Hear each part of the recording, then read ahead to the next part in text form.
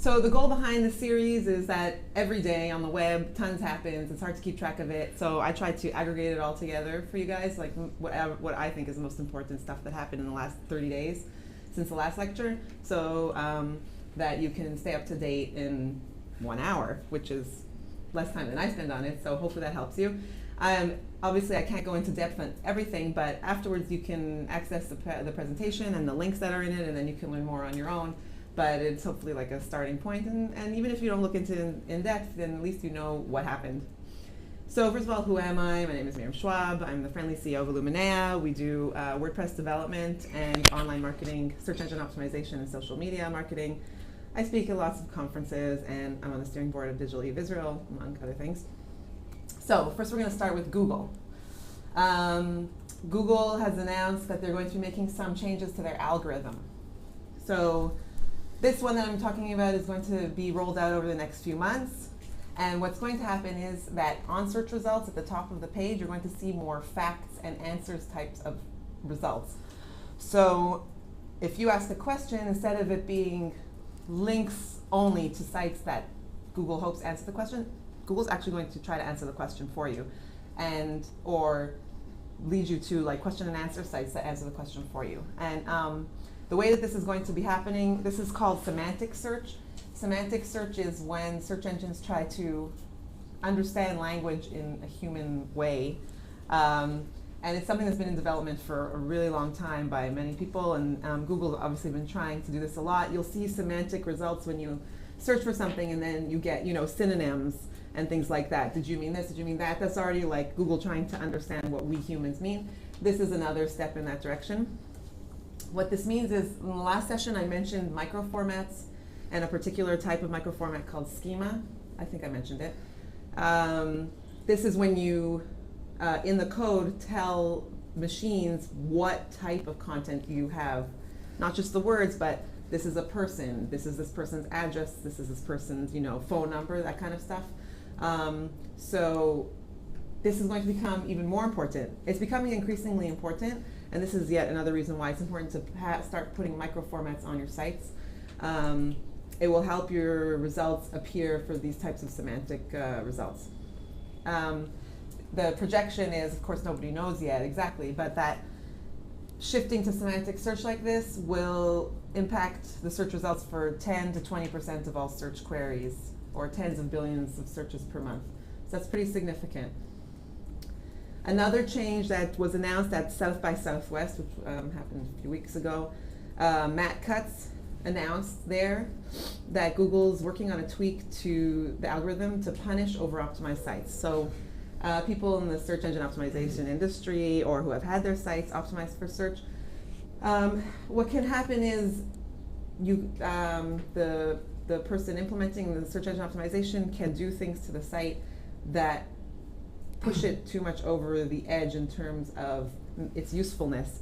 So what happens is, for many searches, when you search for certain terms, the results that you see there are not actually useful. It's just that those results have been super optimized in various ways, and that's what appears.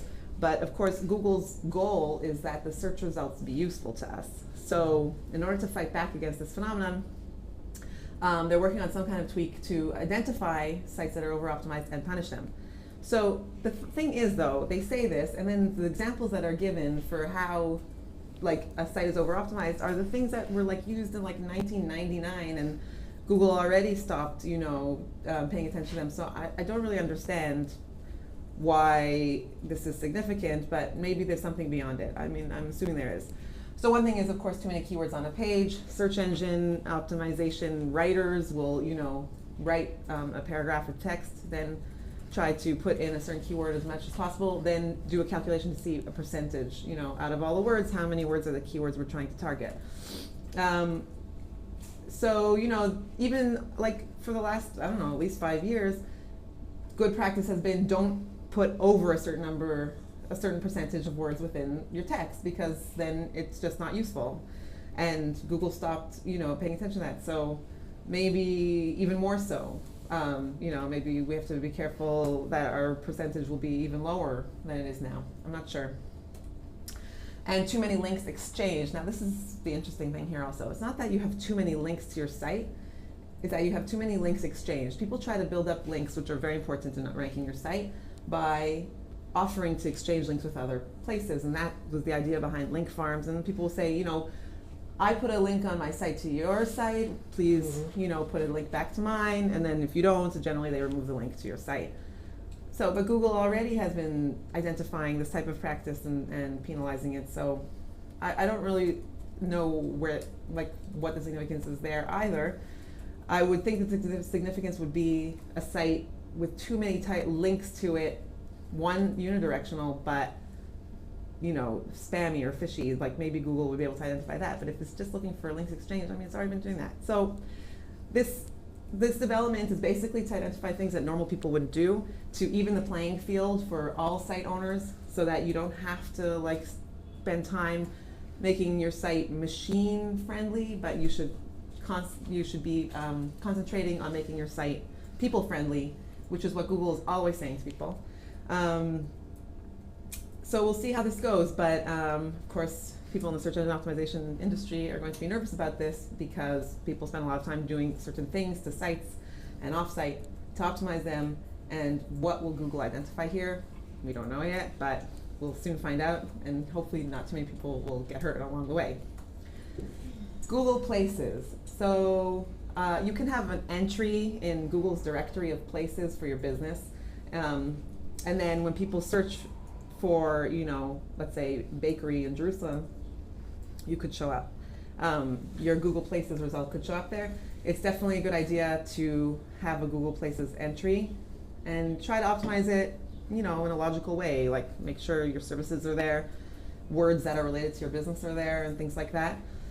But something that Google just implemented, it was unofficial, now it's in the guidelines, is that if you don't actually like have clients come into your office, then it's kind of illegal to have your address in your Google Places, which is weird, kind of, because, well, let's say you serve people in Jerusalem, so okay, at least you should say Jerusalem, but the idea is if you're like, you have an office, but really you go around servicing people, you like fix appliances, so then you shouldn't have an office, and I guess you could get penalized for that as well. So it's important to note, if your office is not a place where you see clients, don't have an address.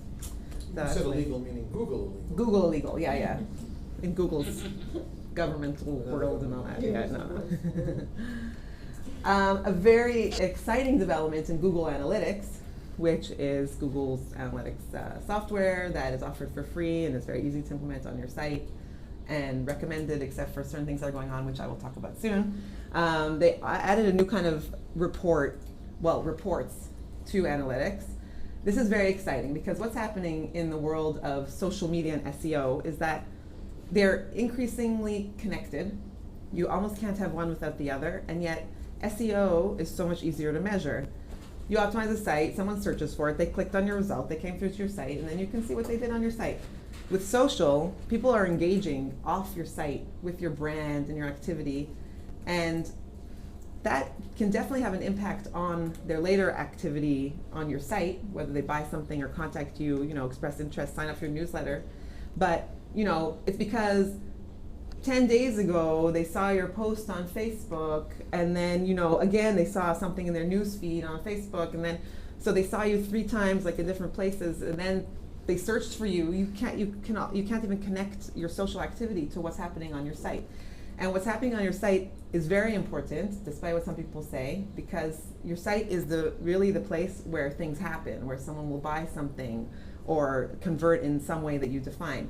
So it's been very challenging for social media marketers to make the case of ROI, of return on investment, that it's worthwhile, because you can't make that connection. It's too far away. So there's a lot of talk about that, and how do we, you know, measure those points along the way. So Google's implemented these social reports. So they're new, and we'll see how they go. But the idea is, you've got certain parameters here, which goal is to measure people and how they get to your site and what they do there. So let's look at what it does. It's basically what I said, trying to measure the environment, an environment, which is today's environment, where activity happens on and off site. And it's bridging the gap between social media and business metrics that are important to you on your site.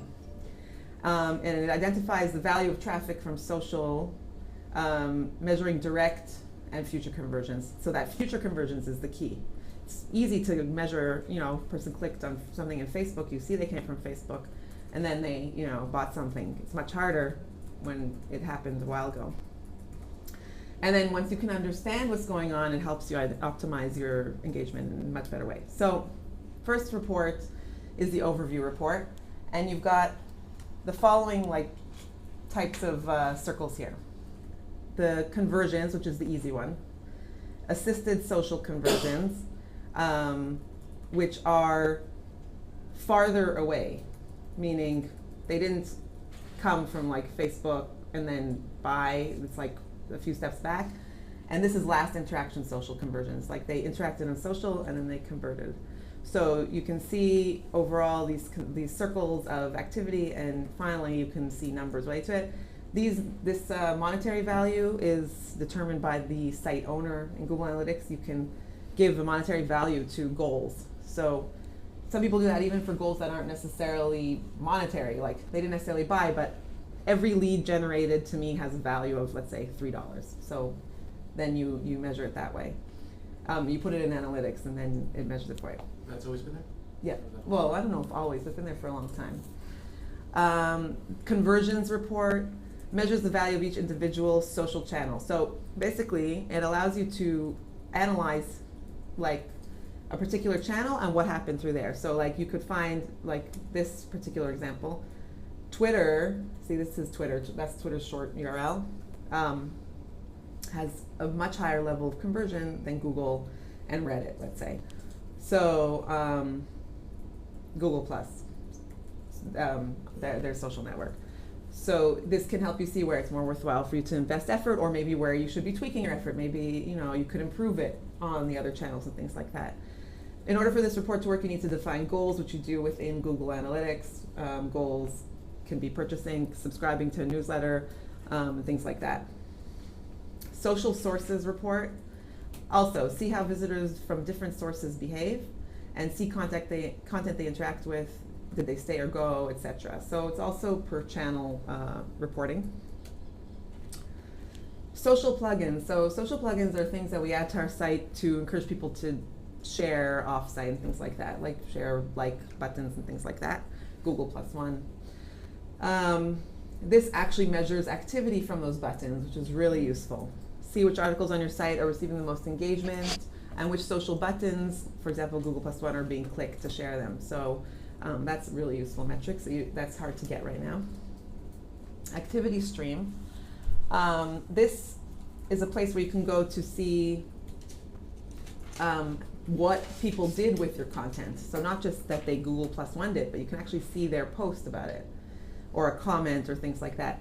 But this time, it only really works with Google Plus and some partners of theirs which aren't so useful. They have a list of partners on this social hub page, but most of them aren't popular networks. So hopefully they'll integrate with more. In the meantime, it's just good for Google Plus. So this is why I mentioned before how Google Analytics is great and free except for something. So this is the something. And I think I mentioned this last time as well. What Google implemented maybe 2 months ago is that if someone is logged into their Google account in any way, Gmail or anything, and they search, and then they come to your site, you cannot see what words they searched for. You will see instead, not provided, something that's very important to anyone who owns a site and wants to see how it's performing, is to see what keywords people searched for and found you with. And in order to increase security for people searching, when people are logged into their Google accounts, whatever they search for, you do not see it in your analytics. At first, Google tried to calm everyone down by saying it's just 10% of all terms and stuff like that, but I mean, it's going up to 30% and higher. Now, this is going to get worse because Firefox, which is a popular browser, its market share is decreasing in comparison to Chrome, but Chrome could totally implement this too. I mean, they're Google.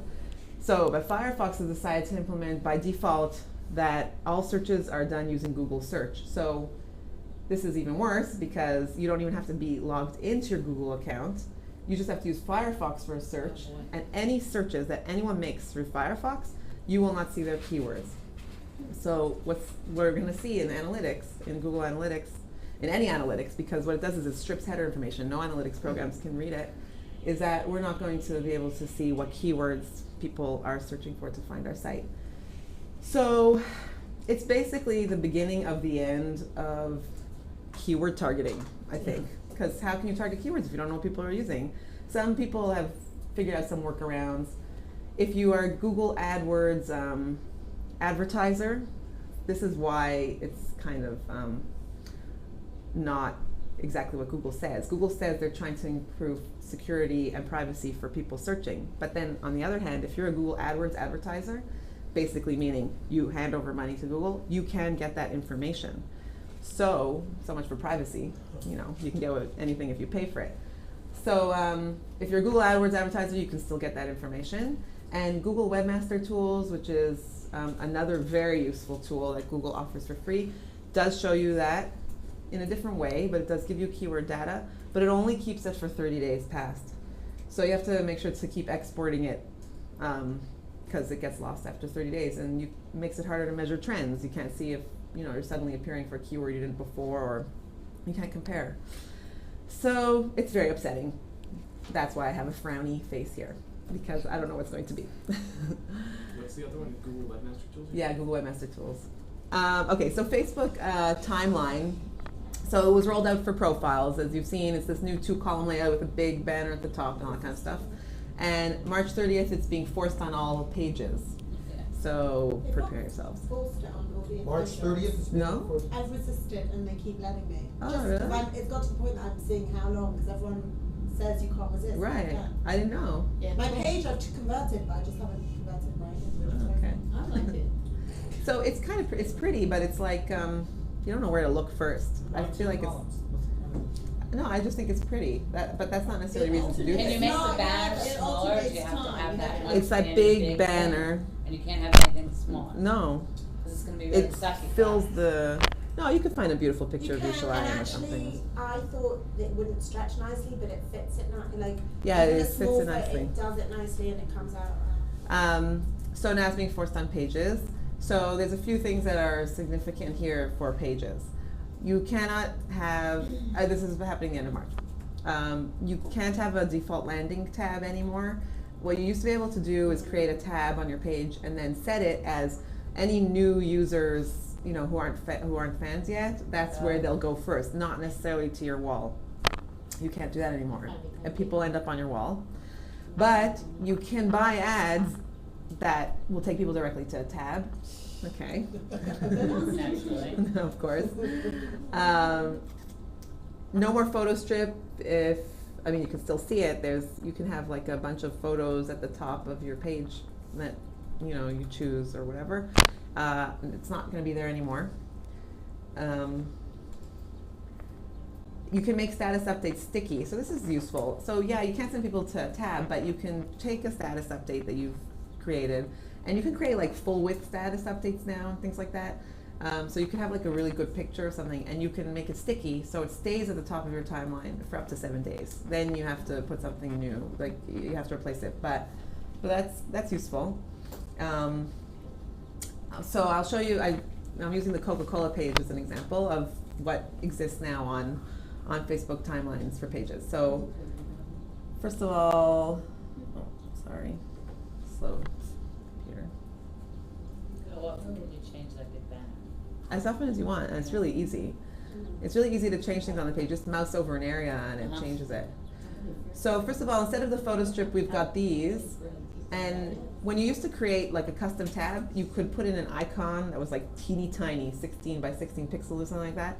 Now you can create custom images here that are bigger. So that's kind of nice. It makes it more prominent, and it makes, it draws people in. It can't more, I would say, than the tiny little icons on the side.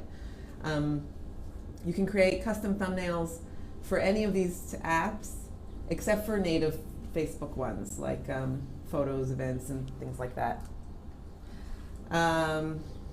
You can have a maximum of 4 tabs appear here, so you have to choose carefully. But again, that's not so bad because too much stuff ends up being unuseful. Your profile picture displays at 125 by 125 pixels, but you have to upload a picture that's 180 by 180. And this image is 851 by 315, and you are not allowed to put any promotions there, deals, nothing advertisery, or if that's a word. What? Advertising. Advertising? Oh, that sounds much better. It can just be, you know, representative or whatever. I guess if you're telling us not to do it, then I guess it's an advertisery. Yeah. Yeah, like an advisory. Right, it's an advisory for advertisery. You can now like have a timeline, and people were complaining that they could go back far enough in time, so now you can go back to 1000 AD. So that's great if you're like Jesus or the temple or something. Dead Sea Scrolls. Right, the Dead Sea Scrolls. So people have done some really cool things. I mean, I haven't seen anyone who's gone that far in time. We could History of upload also some really Jerusalem. old Jerusalem Totally. foundation stuff, Daddy and stuff. Even like archaeology, you could put it up and be like, you know, 800 BC, and you know, so and so gave a present to What's the so and earliest it so. goes to? 1000 AD. So she can't do it. It goes 1000 AD. How's she going to get to minus 800? Well, AD it'll is still AD. No, So AD. AD is after. Oh, sorry, you're right, sorry. They'll still let us Right, have sorry. Teddy live again, so it's okay. Of course. The U.S. Navy did something cool that I saw where they like reported on very old battles, and they put up like a painting of some old warship, and you know, like in 1800s. So pretty cool stuff. There was a project World War II. Were you keeping up on that? No. Where someone started tweeting. They started from D-Day like 3 years ago and was tweeting events. No and I think way. they happened 50 years ago. That's pretty It's cool. like live tweeting of World War II. So that's the timeline. Here's a custom tab. So the story with custom tabs now is also better. It's wider. You used to have something like 500 and something pixels of space on the tab, and now you have up to 780, and there's a forced margin, 35 pixels. So that gives you more space to do stuff on your tabs. But the custom tab can't be a default. It can't be a default. You can send people there either from those 4 spaces or by advertising. I mean, you can post on your timeline as well and things like that, but yeah. So people have done some really cool things with their Facebook pages where they integrate the profile picture in the corner with the big banner in different cool ways, you know, like someone's pointing at the profile or like in different ways. So you need exact measurements, and you know, you might want to have a designer do it. So there's Photoshop templates that are available at these links to use for that. Part of having the new Facebook pages is that there's now a new Facebook admin panel.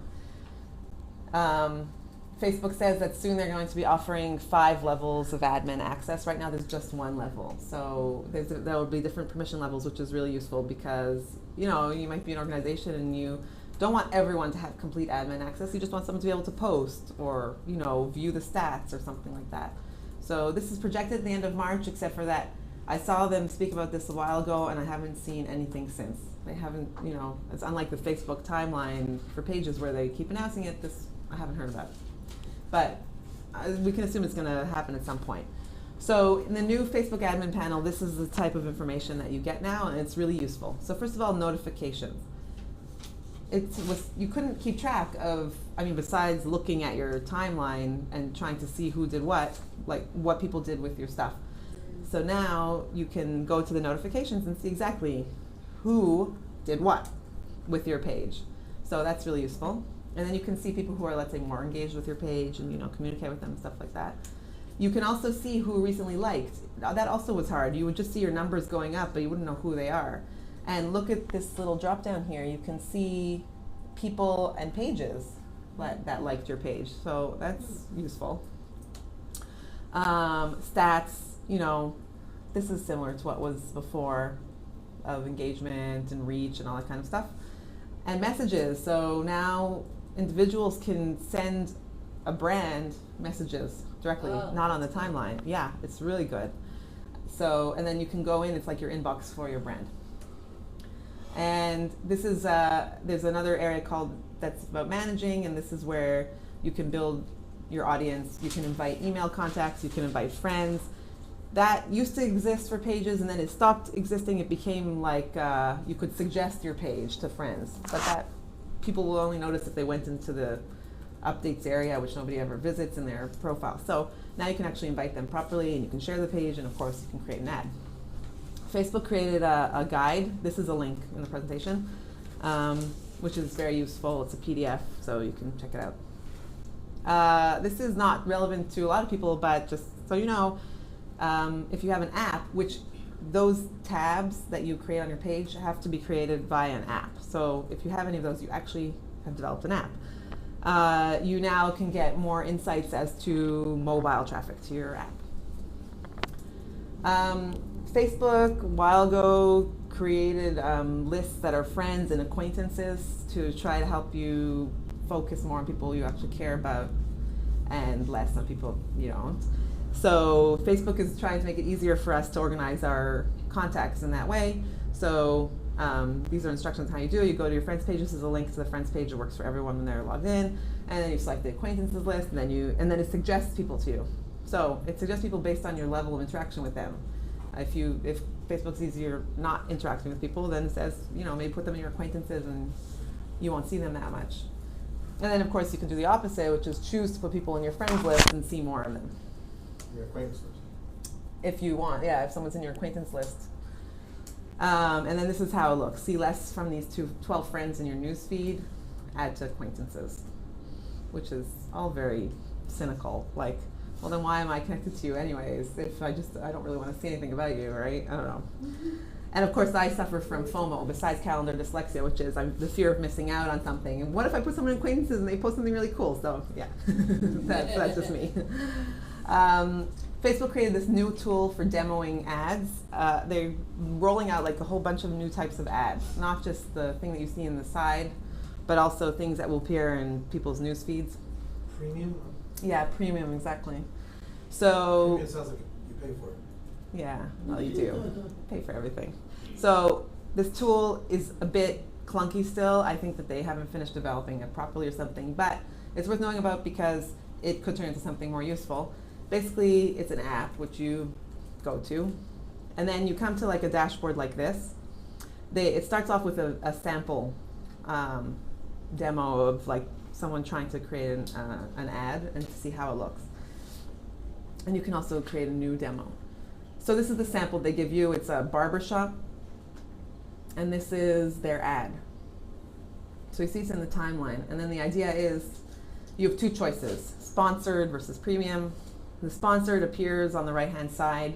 Facebook says it's more engaging and more likely to be remembered according to their own statistics, which means take it with a grain of salt, but Facebook ads can be very useful. It can also appear in news feeds on desktop and mobile, so that's unique here. Facebook is starting to put ads in mobile feeds. Right now, if you access Facebook from a mobile device, all you see is Facebook stuff, not ads. And really the only way to put ads on mobile, because it's a stream, is in the newsfeed, and that's what they're going to start doing. And all placements are on Facebook's homepage, like facebook.com. So it's going to turn into a big ad. It could. Yeah, it could. It's awful. They keep saying and trying to make everyone feel better that it's not going to be so intrusive and it's going to be things anyways that you're interested in, but we shall see. And then premium is the idea here is it's someone who's already engaged with your brand to some extent, or your friend's brand, like something that your friend's engaged in. That kind of justifies that whole social advertising thing.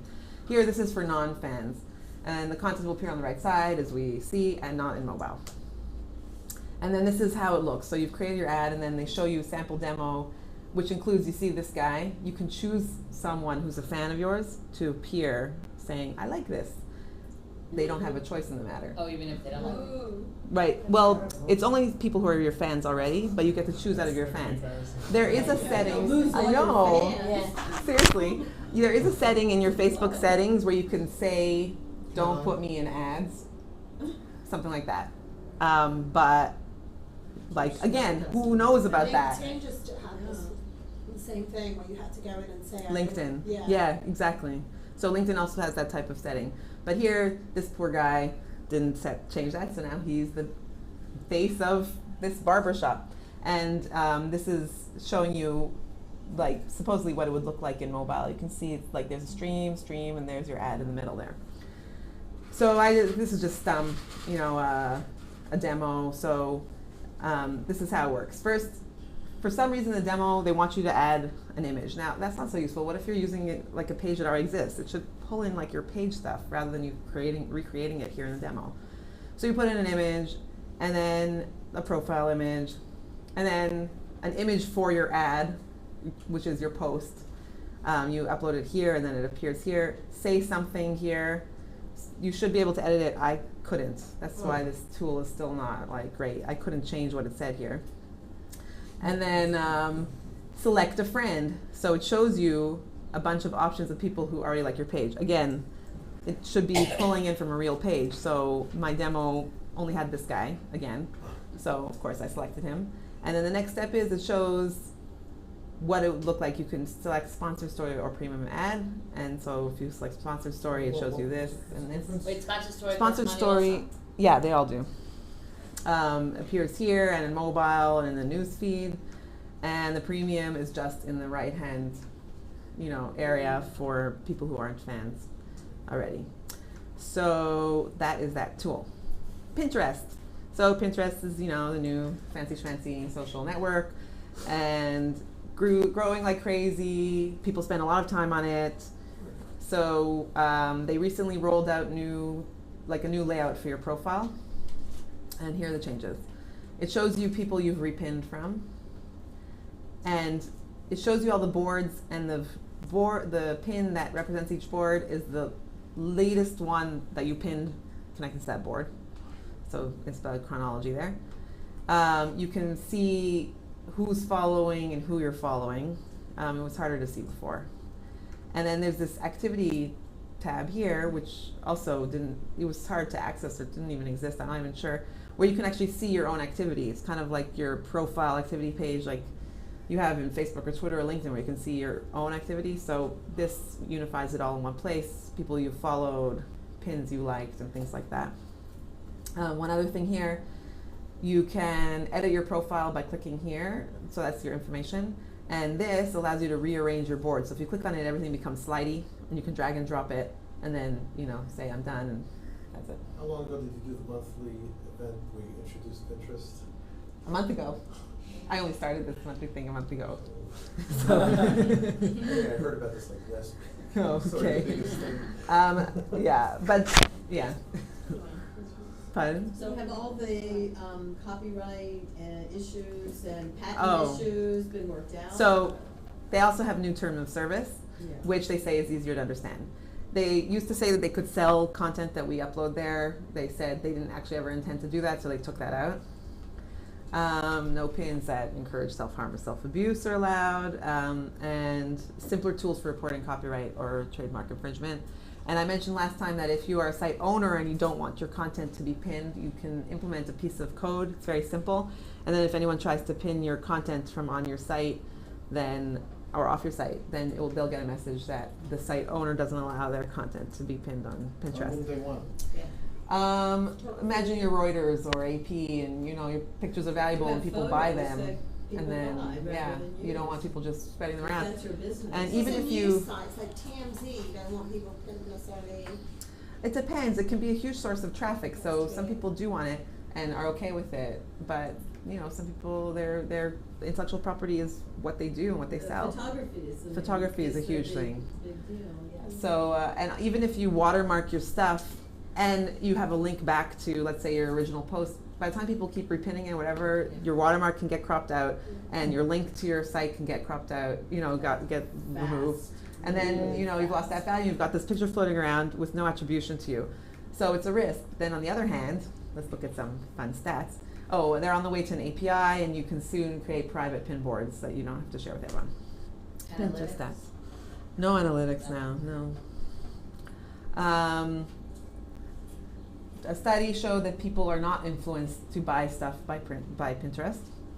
Okay, so that's something. And women trust Pinterest more than Facebook and Twitter.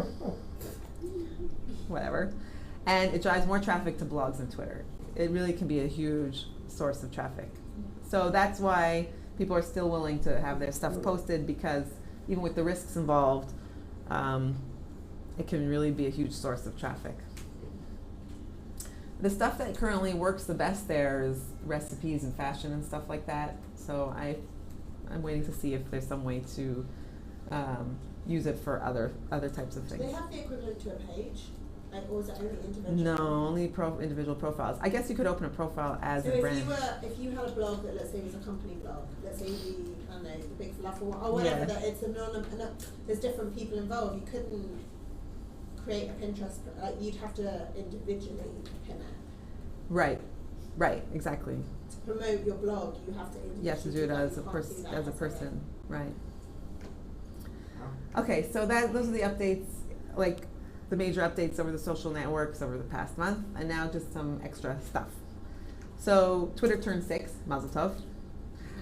It's been a while. Twitter also bought Posterous. It was another, like, what did they call it? Not a mini blog. Microblog, thank you. Microblogging type of thing, kind of like Tumblr. It never really took off. Twitter bought it, nobody knows why, so they were acquired. Some video stats, 83.8% of US internet users viewed online video, so people are consuming video like crazy. Video ads accounted for 16.6% of all videos viewed. That's huge. People are really viewing video ads. So Is that like an ad on a video, or the no, whole video a is just an video ad? that's an ad. Like on YouTube, you know, you can see ads that are $1 there. shaving club. Exactly. Wow. Well, but that's not an ad though. You're selling people. It's an ad, but it's a promotional like the Super video. Bowl I ads, mean, like everyone someone looks like paid on- for a video to be an What- ad. What's the surprise? The If I Pioneer click ad was on funny, the watch paid it. for search results on the Google page, it's the same thing. When I go to to YouTube, I see on the side over there an ad that we someone is gonna probably will interest me. So Right. So it's working. That's very high engagement for an ad. When you look at click-through rates for just general For ads, sponsored it's like content on the not Google like that. search SERP. But that, right. How much But- percentage are they getting? Well, first of all, there's not really video ads on Google That's results. what I'm saying. If you get people clicking through, I mean, the whole idea is that people are going to click through on the paid ads. That's why they're buying. Yeah, So but if- it actually is working, which is a separate. No, but even with paid ads, the click-through rate and the engagement rate with ads is very low. This is Oh. huge. This is video ads. It's different. And I guess most of it is, or a lot of it is happening on, like YouTube, when you're on YouTube. YouTube and- entertainment. yeah. And the idea behind these ads is that they should be entertaining as well. And you see a lot of that, and people I watch wonder them. how much of it is like previews for shows and that sort of thing. So those are still Right. these are ads and that's Are Could be. Are those considered ads? Previews for. If they're paid for, meaning if Whatever you someone want. paid to have it appear somewhere. Not that people paid money to have it created, but people No, paid exactly. money to. put That's it why on. the Video one, of an ad is a whatever video ad. shaving thing is not an ad. They Right. didn't pay to have a display. Right. It went viral because it's fun, Good. like cute. Advertising. Catvertising? Did you see the video? No. Like with cats? Whatever. It's I just read a something. scientific study about why cats are so popular on the web. I'm serious. It's so funny. I did a stupid little cat power. Yeah, cats. YouTube live streaming is now available for nonprofits. Yay! That's pretty exciting. The But it ability has to to live be stream. part of the You have to be nonprofit part of the program. nonprofit program. That means you have to have a 501(c) in the States, and you have to apply and show it to them and get accepted. But then you've got the ability to live stream. And a lot of Israeli nonprofits have, some kind of American Friends of or something like that. So pretty cool. Might as well be part of the nonprofit program. Facebook in China. I'm fascinated by China and it's internet but censorship. So basically, here's something interesting. Facebook is blocked in China, right? Because it's too open. But the largest number of Facebook app developers in the Asia Pacific region are actually from China, 20%. So they're getting around It's the also firewall. like when you block I've got a friend who lives there, she blocks her IP. I mean, Right, she so does there's all like this proxies stuff. and things like that. It's annoying, but a lot of people, if they're web savvy enough, they get around it. So much so that Facebook even has Chinese language help pages for developers. So much for China and its great wall Yeah, of, that we get our largest number of hits from China. no way. Yes. That's crazy. Yeah. Okay. Well, there's a the lot of most people there. number of people That's there. what I figured. No, but Like, still, Lau sold- English language sites, I mean, from the stats that we've seen from Yeah. any sites we manage or from the US. Rabbi Lau's book was translated into Chinese before it was Hebrew. I mean English. Really? Yeah. And sold 1 million copies. China has a major social network because Facebook is blocked called Sina Weibo. Actually, there's an R in there when you pronounce it or something. And they're forcing users there to use real names. They didn't force them to do that until now. And the managers of this social network will have to review every post of users who have over 100,000 plus 100,000 followers. So can you imagine how many, like what they're gonna have to read? And delete posts that are harmful to national interests within 5 minutes if they go up. And that's a Very serious nice. response time. Serious. So maybe like NetVision and other people could try. and how people can Wiki, sit Wikipedia there. is also pretty good at, I mean, I once A quick posted response. something, yeah. Yeah, they're pretty. That's volunteers. So here, I don't know how they're going to do that, but good luck to them. But having said that, so you're like, oh, China, free speech. Well, first of all, Facebook forces people to use real names also, and Google+. They both do. If they find out you're using a false name, then you're removed. So they're not the only ones. And some Chinese source in this article said, well, anyways, even if people are hiding who they are, we can find out who they are. Anyways, yay, China. So that's that. This is a really like there's lots of infographics out there, and it kind of gets tired and repetitive. This is such a great infographic, and this is a link to it if you want to see it. It analyzed like tons of tweet data from men and women. It analyzed was it a man or women? What do people tweet about the most? What do they want?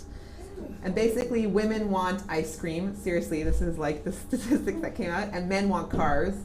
But the top 3 wants are the same, just in a different order for men and women.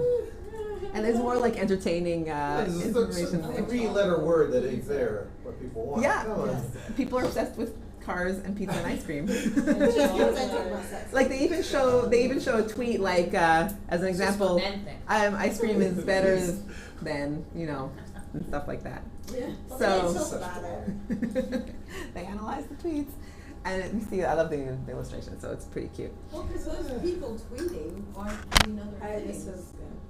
So this is a campaign that went viral. It's an unbelievable thing. This one guy, he decided he wants to send a message to Iranians, and he did a video where, first he created like this poster, Iranians, we love you, and then he put it on like some site, like some Iranian site, and anyways, it went super viral, and he's being reported, like it's being covered by, major networks, CNN, etc. You can love it or hate it, but You did a great job. like it really caught fire, and then Iranians started And they started, responding yeah. with, Israel, we love you, also we don't want to bomb you, and Oh, wow. whatever. This guy's Israeli? Yeah, he's Israeli. Yeah. How beautiful is He's his not daughter? Israeli. What do you know? Yeah, He's just a guy. It's Just not a like guy. He's a social media. No, he's a graphic designer or something, and he decided to do that. So That was recent too. That's amazing not what really catches recent on. at all, no? it's very recent, Yeah. like in the last week or I see two. ads on the streets. On the streets already? Yeah, they Just a posted, guy, right? posted and Oh yeah, 1,000 people Saturday night, just a guy. 1,000 Sure. people. Anyways, no, it really started with just a guy. You think Maybe so? now it's backed by who knows who, but it started with just a guy. It did. Everything starts with just a guy. Okay. Anyways, Well, so cities were just people.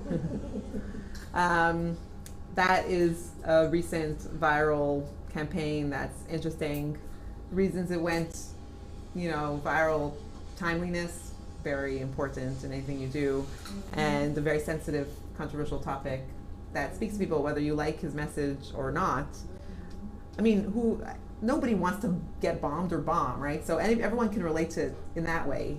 Whether the message is right or wrong is another story, but he did it. So, and he's got all these fans and everything, so that went viral. Do you think anyone can ever predict what's going to go viral? No, think anyone I don't can. think These so. things, they don't create. I mean, I saw a statistic about the 5 most viewed videos on YouTube. They were all totally random. Totally. And crazy. What do you define as viral? What number now? It's not a number, it's more of a growth, I would say, because like his number, look, And 40,000 and speed, right. Speed. So 40,000. There's a video that became the fastest growing video ever. It beat the fastest growing video before this video was launched was Susan Boyle singing on Britain's Got Talent, right? This video Kony 2012, if you guys heard about it, about the Ugandan Yeah, dictator. So it got to 7 million views in 5 days or something like that. Just one man, right? Just that, but how long did it take him to get to that 10 point? years. It took him 10 years of work to get anything that got so much attention. Okay. So, and like, I mean, it sounds like he was surprised. But So how do you know what's gonna go, what's gonna catch on? I don't think you can know. But it really has to do with growth. So like, yeah, this isn't 7 million, right? But you know, It's enough to it make- got attention quickly. People started sharing it. You know, Did you see that? It depends on what you're gonna do with Facebook it. page, Crock Girls. no, It like also went viral. It's like Really? this insane thing. Millions of people. They were forced by Facebook to change their whole thing. They never expected it's a bunch of chicks in Texas cooking in crock pots. What are they doing with it? Nothing. So I wouldn't No, then you No, try No, something with it's it. constantly growing. It's But unbelievable. what are they doing Now with they it? can sell They have cookbooks 7 or different whatever, children. crock pots. I don't know. Mm. The connection between the on and offline world, so QR codes, right? QR codes are useful for offline. So this tool, it's really easy to use. You create a QR code, it links to like a page on Likeify with a like button and a share, a follow button for Twitter. Really simple, and that's all it does, but you know, it's a way to grow your community, your offline community that's engaging with your, you know, real life product. They call it a Likeify code, but it's actually a QR code. It's a QR code that takes you to a Likeify page. Likeify is just their brand name. It's just a web page, but it's a mobile page. So it's Because it's over about- here it doesn't look like a, oh, sorry. See, down there this there's is a the this is like you took a picture of the I QR code thought and that triangle was the QR Oh, no, no, code. and then you can put your logo there and stuff like that. So that's a handy tool. This is an amazing tool. Whoa, why is that any better than just I'm using a QR code to any? Well, because you have someone with a mobile device, right? And you want them to do something. So you could send them to your website, but then what? This is so clear. You like my bottle of wine? Here's a page. Click like. Thank you very much. Go on your merry way. Because mobile people, they're not going to like read so much on their mobile devices. So it's very clear. You like my stuff. Like it now. Great. Done. This is a great tool. I love it because we find often that we have to share screenshots of things with people, and emailing isn't always an option for various reasons, or basically it's not always an option, or you just don't always want to attach things in your email. So the way that I've been sharing until now is I take a screenshot, I put it in my Dropbox public folder, and then I get the public link, and then I send an email. So it's a How pain. big? How big? I don't know, but Pretty screenshots much. tend to be, Size. Like screenshots one are, shot. one shot. I think you can copy a bunch at once. Then so you take your screenshot, you copy it. I use a Google Chrome add-on that's created by Google. It's a really great screenshot tool. It just sits in the toolbar. So you take your screenshot, and then you do Control C, and then copy, and then you do Control V, and it gives you like a URL for your screenshot, and that's it. Snaggy.com? Snaggy. It's snag.gy. So it's actually not snaggy.com. There's the, yes, snag.gy. So that's super useful. And here are just some interesting reads for you guys to look at after. Search engines, recent studies, still most popular path to websites, more popular than social. If you have a website with any type of traffic, you'll still see that that's the case. So we're still at Google's mercy. The statistics are going to look skewed if you can't see people searching for? You still see the traffic. You can see that someone came to your site. You just can't see what keyword they came from. And you can see they came from Google. Like you can see search engine traffic. Just you have no idea what they searched for. Gingrich campaign. So they use the Facebook timeline against Romney. So, that's kind of dirty politics. But I guess that's politics where you bash the other guy. Set up a whole Facebook timeline just to bash Romney and go through his life and be like, he was stupid, he was this, he was that. It's so mean, but that's what they did. That's a unique use of your Facebook timeline. And this is a link to a very useful page. Facebook had their FMC conference, I think relatively recently, and these are some resources on pages and things like that, so some other good reading there. And that is all. So, thank you. Lots of stuff to think about and more stuff to learn about, but hopefully that's useful to you.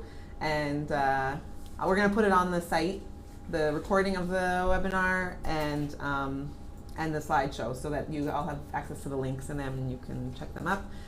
If you liked it, please tell your friends, and of course, come next month. We're trying to do it like the last Monday of every month. So, and you're welcome to come back to the office again, or join us online. So, thank you very much, and we'll see you next month. When you said that Pinterest drives more traffic to blogs than Twitter, is that aggregately or percentage-wise? I think number-wise, Like there are more, like blogs are getting more hits yeah. from Pinterest.